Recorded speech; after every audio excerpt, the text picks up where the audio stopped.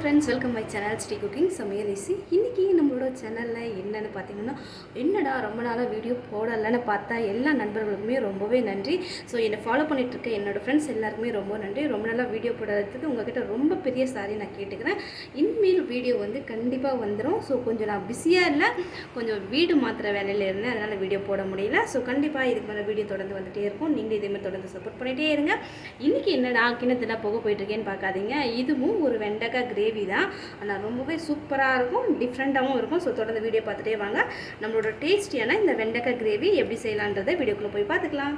வாங்க வீடியோக்குள்ளே போயிடலாம். இப்போ நம்ம ரொம்பவே டேஸ்டியான ஃப்ரெஷ்ஷான வெண்டைக்காய் குழம்பு ரொம்பவே டிஃப்ரெண்ட்டாக வைக்க போகிறோம். ஸோ அதுக்கு நான் ரொம்ப ஃப்ரெஷ்ஷான வெண்டைக்காய் எடுத்திருக்கேன். அதை நமக்கு பிடிச்ச ஷேப்பில் கட் பண்ணி எடுத்துக்கோங்க. அடுத்து கடாய் வச்சுருக்கேன். கடாய் நல்லா ஹீட் ஆனதும் நம்ம தேவையான அளவு எண்ணெய் ஊற்றிக்கலாம். இது லைட்டாக ரோஸ்ட் பண்ணுறதுக்காக. ஸோ கொஞ்சமாக எண்ணெய் சேர்த்துக்கோங்க. எண்ணெய் நல்லா சூடானதும் கொஞ்சமாக கடுகு, அதோட கொஞ்சமாக சீரகம்.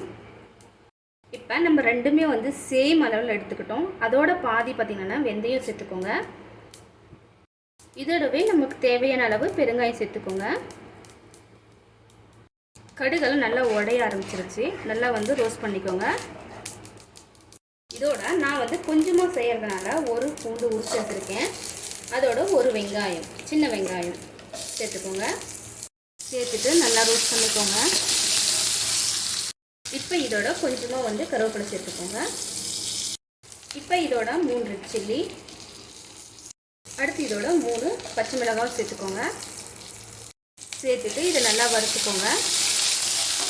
அடுத்து இதோட நம்ம கொஞ்சமாக கட் பண்ணி வச்சுருந்த தேங்காவை சேர்த்துக்கோங்க. இது உங்களோட ஆப்ஷனல். கொஞ்சம் அதிகமாக சேர்த்துனாலும் கிரேவி நல்லா கிடைக்கும். ஸோ நான் கொஞ்சமாக செய்கிறதுனால ஒரு சின்ன மூடி, அதாவது கொஞ்சமாக பாதி மூடி அளவுக்கு எடுத்திருக்கேன். அதை நான் சின்ன சின்னதாக கட் பண்ணி அதில் சேர்த்துருக்கேன். அதோட உங்கள் புளிப்பு சுவைக்கு ஏற்ற மாதிரி புளி ஆட் பண்ணிக்கோங்க. நான் கொஞ்சமாக ஒரு சின்ன எலுமிச்சை பழம் சைஸ் சேர்த்துருக்கேன். சேர்த்துட்டு இதை நல்லா ஃப்ரை பண்ணிக்கோங்க. நமக்கு இது ஃப்ரை பண்ணி வரதில் வர டேஸ்ட் சூப்பராக இருக்கும். ஸோ ஃப்ரை பண்ணி நம்ம இதை எப்பவும் போல் கிரைண்ட் பண்ண போகிறோம். அடுத்து இதோட 2 தக்காளி கொஞ்சம் பெருசாக கட் பண்ணி அதில் சேர்த்துருக்கேன். இப்போ நல்லா தக்காளி நமக்கு வதங்கணும். அப்போ தக்காளி வதங்கினாவே அதோட டேஸ்ட் சூப்பராக இருக்கும். ஸோ தக்காளி நல்லா வதங்குற அளவுக்கு பார்த்துக்கோங்க. இப்போ இதோட கொஞ்சமாக சால்ட் சேர்த்துக்கோங்க. தேவையான அளவு மஞ்சள்தூள், இதோட வீட்டில் அரைக்கொண்ட குழம்பு மிளகாய் தூள் அது 1 ஸ்பூன் சேர்த்துக்கிறேன். ஆல்ரெடி நம்ம ரெட் சில்லியும் க்ரீன் சில்லியும் சேர்த்துருக்கோம். அதனால் மிளகாய் தூள் கொஞ்சம் குறைவாக சேர்த்துக்கோங்க. அதே மாதிரி இதில் கரம் மசாலா இதெல்லாம் சேர்க்கக்கூடாது. நம்ம கொஞ்சம் புளி குழம்பு டைப்பில் வைக்கிறதுனால நம்மளுக்கு கரம் மசாலா இதெல்லாம் எதுவும் தேவைப்படாது. குழம்பு மிளகாய் தூள் அப்படி உங்கள்கிட்ட குழம்பு மிளகாய் தூள் இல்லை அப்படின்னா நீங்கள் தனியாகவும் மிளகாய் தூளும் சேர்த்து மஞ்சள் தூள் கொஞ்சம் அதிகமாக சேர்த்து இந்த குழம்பு செய்யலாம். இப்போ எல்லாத்தையும் நல்லா வறுத்துக்கோங்க. ஸோ எண்ணெய் கம்மியாக இருக்கிறதுனால கொஞ்சம் கருகாமல் பார்த்துக்கோங்க மிளகாத்தூள். இப்போ இது நல்லா கேஸ் ஆஃப் பண்ணிட்டு கொஞ்சம் நேரம் நல்லா ஆற விட்டு நம்ம அரைச்சி எடுத்துகிட்டு வந்துடலாம். நான் மசாலாவும் அரைச்சிட்டேன். அடுத்து அதே கடாயை நல்லா வாஷ் பண்ணியும் மறுபடியும் ரிட்டன் அதையே வச்சுட்டேன். இப்போ இதோட கொஞ்சமாக எண்ணெய் சேர்த்துக்கோங்க. தேவையான அளவு எண்ணெய் சேர்த்துக்கோங்க. இப்போ நம்ம கிரேவி செய்ய போகிறோம். ஸோ கிரேவிக்கு ஏற்ற மாதிரி சேர்த்துக்கோங்க. இப்போ நான் போடுறது ஆப்ஷனல் தான். நம்ம ஆல்ரெடி கடுகெல்லாம் சேர்த்துருக்கோம். ஸோ இது சும்மா தான் நான் சேர்த்துருக்கேன். இதை நீங்கள் சேர்க்காமல் டேரெக்டாக வெண்டைக்காவை சேர்த்துக்கலாம். அடுத்து அதோட கொஞ்சமாக சீரகம், அவ்வளோதான். இது மட்டும்தான் நம்ம தாளிக்கிறதுக்காக போட போகிறோம். ஸோ இதோட நீங்கள் கருவேப்பிலை சேர்த்துக்கலாம். இதோட ஒரு கொத்து கருவேப்பிலை. இப்போ நம்ம கட் பண்ணி வச்சுருக்க வெண்டைக்காவை ஃபஸ்ட்டு ரோஸ்ட் பண்ணாமல் இதை நல்லா நான் கட் பண்ணி அந்த ஈரப்பதம் இல்லாத நேரத்தில் இருக்குது. இப்போ டைரெக்டாக நம்ம ஆயிலில் நல்லா ஃப்ரை பண்ணிக்கலாம். ஸோ அதனால் அப்படியே சேர்த்துக்கோங்க. சேர்த்துட்டு இதை நல்லா நம்ம ரோஸ்ட் பண்ணிகிட்டே இருக்கணும். எண்ணெயில் நல்லா அந்த வடவழுப்பு தன்மை இல்லாத அளவுக்கு நல்லா ரோஸ்ட் பண்ணி எடுத்துக்கோங்க.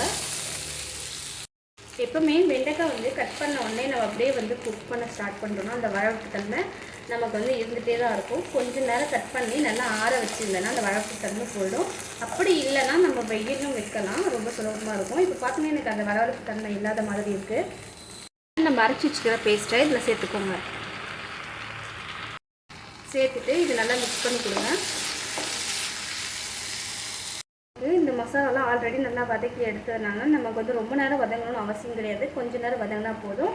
ஸோ ஒரு 2 செகண்ட் போல் 2 நிமிஷம் போல் நல்லா வதக்கிக்கோங்க.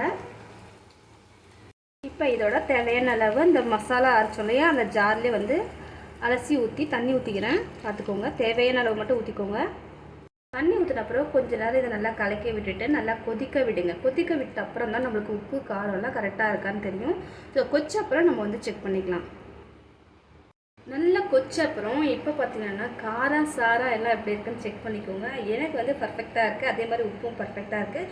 இந்த ஸ்டேஜில் உங்களுக்கு எதுவும் கூடவோ குறையவோ இருந்தால் அட்ஜஸ்ட் பண்ணி, கம்மியாக இருந்தால் இன்னும் கொஞ்சம் போட்டு கொஞ்சம் நேரம் கொதிக்க விடுங்க. இப்போ நம்மளோட டேஸ்டியான வெண்டைக்காய் கிரேவி ரெடி ஆகிடுச்சு. ஸோ இதை அப்படியே எடுத்து ஒரு பவுலுக்கு மாற்றிடலாம். அவ்வளோதான், சுட சுட கமகமன்னு வாசனையோட நம்ம சிம்பிளான டேஸ்டியான வெண்டைக்காய் கிரேவி ரெடி ஆகிடுச்சு. ஸோ கண்டிப்பாக இந்த வீடியோ உங்களுக்கு பிடிச்சிருக்கும். நம்ம தொடர்ந்து இது வரைக்கும் பார்த்தோம்னா என் அன்பு நண்பர்கள் அனைவருக்குமே ரொம்பவே நன்றி. ஸோ தொடர்ந்து இதே மாதிரி சப்போர்ட் பண்ணிகிட்டே வாங்க. உங்களோட சப்போர்ட் எனக்கு எப்போவுமே ரொம்ப ரொம்ப ரொம்ப ரொம்ப முக்கியம் தான். ஸோ நெக்ஸ்ட் வீடியோவில் ஒரு இன்ட்ரெஸ்டிங்கான ரெசிபியோடு உங்களை வந்து மீட் பண்ணுறேன். இத்தனை நாள் வீடியோ போடாததுக்கு எல்லாருக்கும் ஒரு பெரிய மன்னிப்பை நான் கேட்டுக்கிறேன். ஏன்னா எனக்கு கொஞ்சம் ஒர்க் இருந்தது. அதே மாதிரி வந்து பார்த்திங்கன்னா வீட்டுக்கு கொஞ்சம் நான் ஷிஃப்ட் பண்ணுற வேலையில் இருந்தேன். அதனால் என்னோடய ரெசிபி எல்லாம் உங்களுக்கு வராது இருந்துச்சு. ஸோ நெக்ஸ்ட் டைம் இன்னிலேருந்து கண்டிப்பாக உங்களுக்கு வந்து ரெசிபி வந்துகிட்டே இருக்கும். மிஸ் பண்ணாமல் பார்த்துட்டே இருங்க. தேங்க்யூ, பாய், டேக் கேர்.